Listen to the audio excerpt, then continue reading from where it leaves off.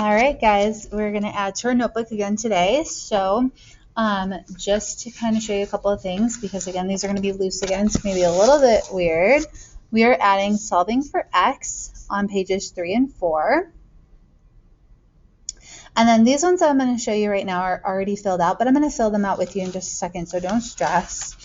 So if we turn to page 3 and 4 in our notebook, on page 4, we're going to put this little phone, and then we're going to write some stuff. Don't worry about that yet. We'll get to that.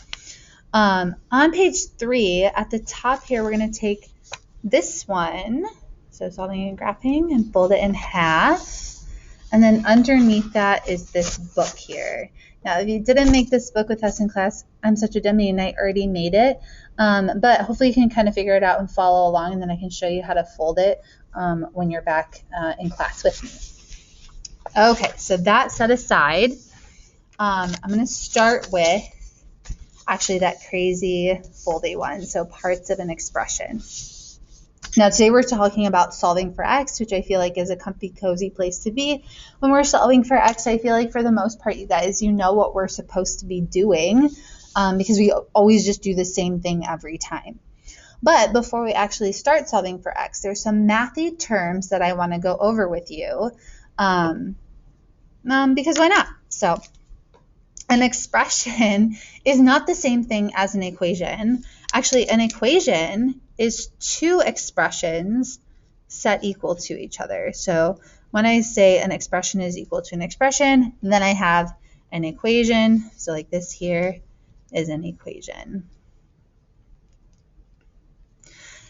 So firstly, we want to take a look at each side of our equation and think about the expression, okay? Now, when we think about the expression, there are kind of different parts that we think about. So the first part is called a term. And a term are the parts of an expression that are being added or subtracted, okay? So we're going to go through each of these examples, and we are going to underline each term. So essentially, anything that's split up by a plus or a minus is a term. So we have one term, two term, three term, four term, one fish, two fish, red fish, blue fish, kind of. On the next one, we have three terms because we got 1, 2, 3. And then on this last one, we have 4 terms again. So 1, 2, 3, 4. So anything that is a number or a letter or a number letter, those are terms. Next, we have coefficients. So coefficient is a mathy word for the number attached to a letter. Okay, so if a term has a variable, if there's a letter, the number in front of that variable is the coefficient. I'm going to go through and highlight each coefficient. Now, even if a letter doesn't have a number sitting on front of it, there is a hidden coefficient of 1. Okay, so in this first one here, my first coefficient is a hidden 1. My second coefficient is 2. My third coefficient is -5, and that's it. 4 is not, because it's not on the letter. Next, my first coefficient is 5. Then I have a -4. Then I have a -1. So it's always important to take the sign in front with the number. And then the last one, our coefficients are 4, -2, and a hidden 1. The 3 was not a coefficient because it was not on the letter. Oh my word, I did something weird to my highlighter. Never mind, I fixed it. And then last kind of mathy term that we have when we're thinking about an expression are those numbers without letters. So a number without a letter attached to it is just a constant. So if a term has no variables, it's just a number. It's just a constant. Constant always takes a sign in front of it. We're going to circle the constant if it exists. So in this first one here, I do have a constant. It's 4. In this one, I don't have a constant, so I'm not going to circle anything. And then the last one, my constant is 3. Okay, so just some things to think about before we start solving. Now, I actually want to go now over to our little Don't Call Me After Midnight, which is just a fun little acronym to help us remember the steps that we should follow when we are solving equations. So the first thing that we want to consider, the D, is should I distribute? Okay, so when I look at one expression on one side, do I need to distribute or do I need to distribute on the other side? So we're looking at each expression. If I don't need to distribute, or if I distributed, then I can move on to the next step, and the C stands for combine like terms. So when I look on one side of the equation, if they have like terms, I should combine them up. If I look on the other, maybe I should combine some there. If I don't have any like terms to combine, or I've already done that, the next thing I move on to, N, is I want to move variables. So we want all of our variables to be on the same side. And this is the point where I start doing the opposite operation.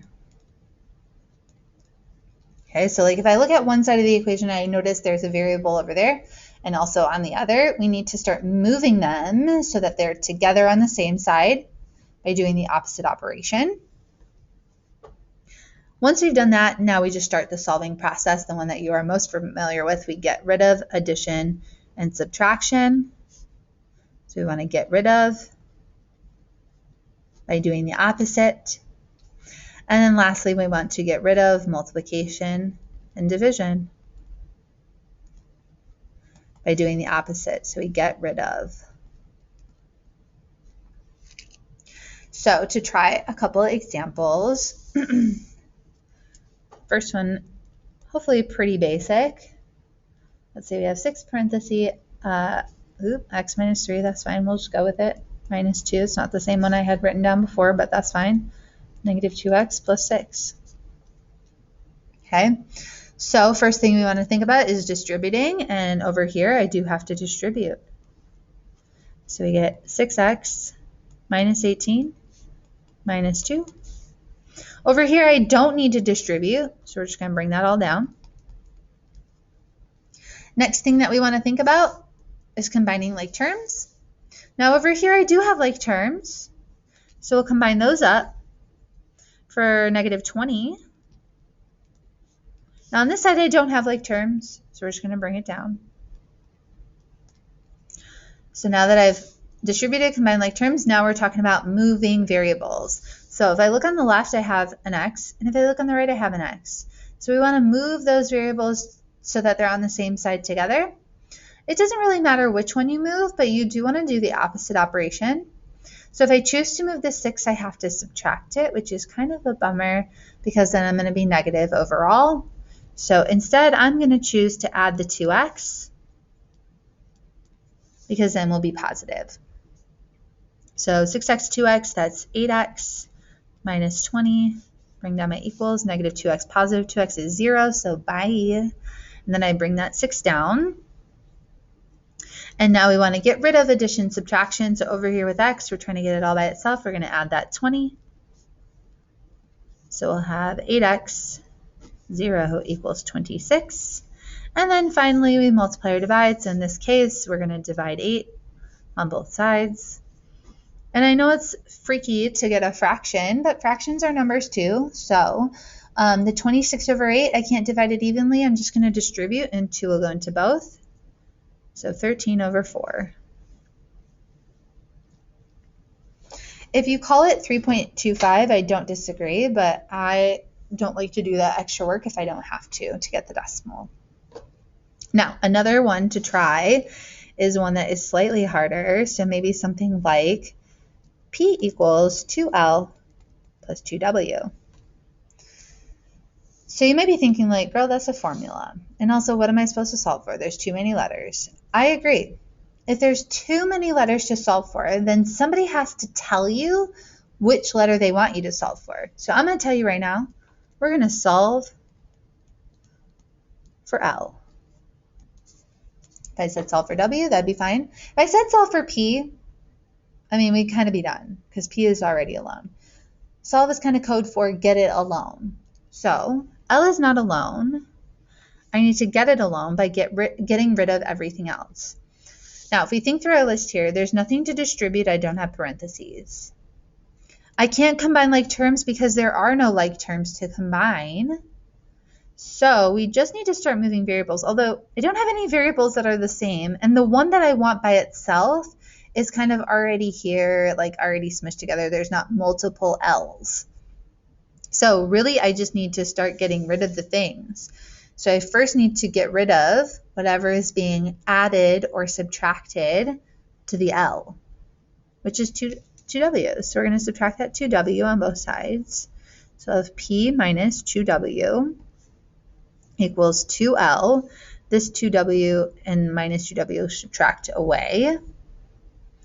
And then we want to get rid of multiplication or division, and there is something being multiplied by that L. It's the 2, so we're going to divide it away on both sides. And because of the subtraction, I can't really divide anything here. I know it's really tempting to divide those 2's, but you kind of can't. So P minus 2W all over 2 equals L, and L is all alone. So I solved for what they wanted me to solve for. So hopefully not so bad. We still follow the rules. We just got to get a different letter alone. Now, last thing to kind of talk about, when we are solving inequalities, we really solve the same way. The only difference is an inequality in between two expressions is like a greater than or equal to, a less than, or a less than or equal to. And again, I solve it the same way. There's only one additional little thing that I have to think about at the very end, and that's if I multiply. So if I multiply or divide a negative, I must switch the inequality. Okay, so that's just one little additional thing we have to remember at the end. It can be really tricky to remember because it is so small, but we're going to first think about distributing, combining like terms, moving variables, adding and subtracting away, multiplying and dividing away, and this is where I have to remember, should I switch the sign? Should I switch? Did I divide by a negative? Multiply by a negative? I should switch. So if we try a little one right here, I don't need to distribute. There are no parentheses. I can't even combine like terms because there aren't like terms over here or over here. So we're just going to start moving variables. And maybe the better one to move is the 3x because I can add it and stay positive. And so we'll have 5, 0 is less than or equal to 13 plus 4x. Then we want to get rid of addition and subtraction, so I'm going to subtract that 13 for negative 8 is less than or equal to 4x. Then we want to multiply or divide, and this is where I need to ask myself, so I'm going to divide by 4. So should I switch? It didn't divide by a negative, so no. It's tempting to say yes because the 8 is negative, but what I'm dividing on both sides is not. So I won't. So we're left with x less than or equal to negative 2.